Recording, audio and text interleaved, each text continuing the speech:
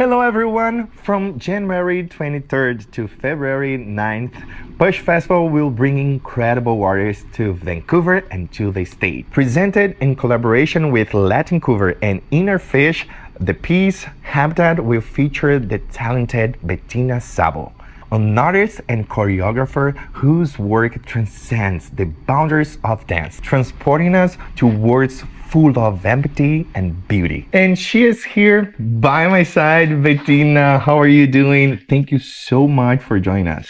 Thank you for inviting me. I'm really happy to be here. No, we are so excited about this chat and about your presentation also. So let's talk about that. How are you feeling? Because PuSh Festival is celebrating 20 years and you're part of that now. Yeah, so I'm super excited. I'm very happy to be in Vancouver. It's the first time that I present my work outside of Francophone Canada, actually. So it's my first presentation outside of Quebec in Canada. So this is really exciting. And I'm super honored, and all of my team as well, to be part of the 20th edition.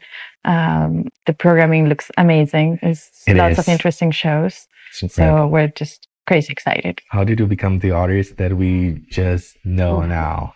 By breathing, eating, and sleeping. I went to school I had already been dancing in Uruguay before coming in. I don't come from a family of artists, so it wasn't necessarily something that was very supported. But I think that what happened is that when I was in Uruguay, I saw the Ballet Perel Jocage from Aix-en-Provence, from France, that came to Montevideo and did a show that was called Near Life Experience, and it touched me deeply. And I was like, this is what I want to do. They don't speak my language. They were able to communicate something. It was super strong. So in that moment, I decided I wanted to become a choreographer, but first a dancer, because you only have so many young years. So that was the idea. And then when we started talking about immigrating to Canada, I was like, I'm immigrating to the country of Cirque du Soleil and La Human Steps. Like, duh, yes. I was very eager to do it. And then, so Habitat was born at Concordia University, but it has evolved since 2016 till last year. And there was a process for Habitat becoming what we know now. You started with few minutes, right? And then it started as a shorter piece. So in Habitat, it's a multidisciplinary solo where I dance with a paper sculpture named Hermes that is made out of 800 paper cones, and it's a creation by the Quebecois artist Jacinthe Deraspe. So when I was in university, Jacinthe had an exhibit in one of the galleries, a video of Hermes in movement. So I tried to imitate it for a production class with like cooking paper and Christmas lights. And in her video, there was no lights, but like I proposed something for my production class, and everybody was like, oh my God, it's so amazing. I was like, okay, can I get my guts together and go talk to her? And she actually was looking for a dancer because she didn't want the sculpture to be static. So that's how the process started. And then on a trip, I saw Hermit Crabs. I was like, great, that's the excuse to get in relationship with this sculpture. Not just that it's beautiful, because it felt very superficial. But as the years advanced, then the theme of immigration emerged, because I'm like constantly looking down and very uncomfortable inside the sculpture. For me, the sculpture symbolizes Canada. So it was a lot about, I actually was having like imagery from the first years that I arrived, of the discomfort of being lost, of not knowing where I was going. Because in the sculpture, I cannot see anything. I cannot see myself. In general, when you do a solo, is to make yourself shine. And the most interesting thing was when I disappeared and I became something else that wasn't really me. So that's how all this thing of reconciling with my Uruguayan identity came up, realizing all the internalized colonialism and racism that I had. So the piece is my coming of age, the piece itself. And it's, in a very abstract way, that's like how I live it from within, but there's no text.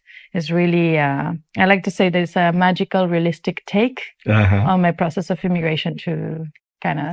And it's interesting because while you were talking regarding about your story, and at the same time about this process, you said something. You said that we could express ourselves, communicate without words. In words. So, and at the same time, you're telling your story and what you felt and your discovery process to everyone just with this piece. It's the same feeling that you believe that people can catch up, you know?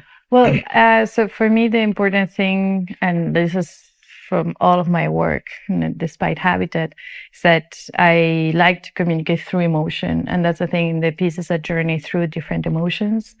I like that because emotions are universal. It doesn't matter if somebody has immigrated or not.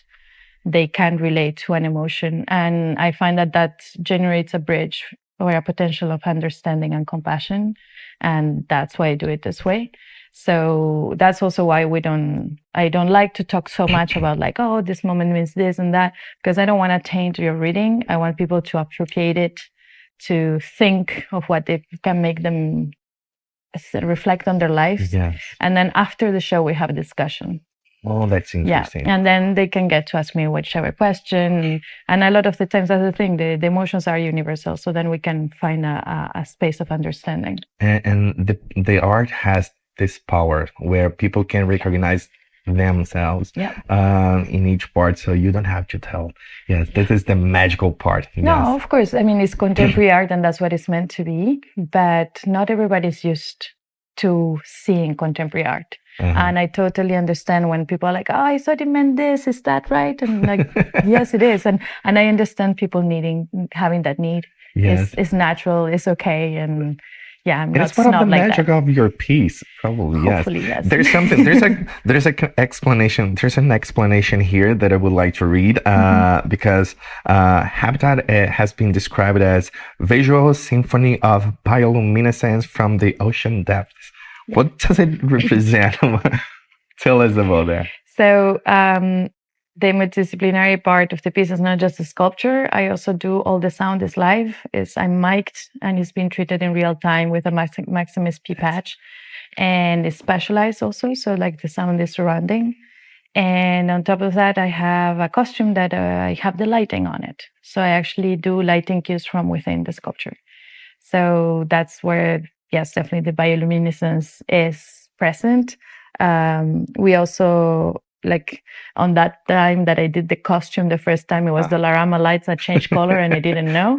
And people were like, oh, it looks like Aurora Borealis on glaciers. And it just like got stuck on my head. I was like, I want that.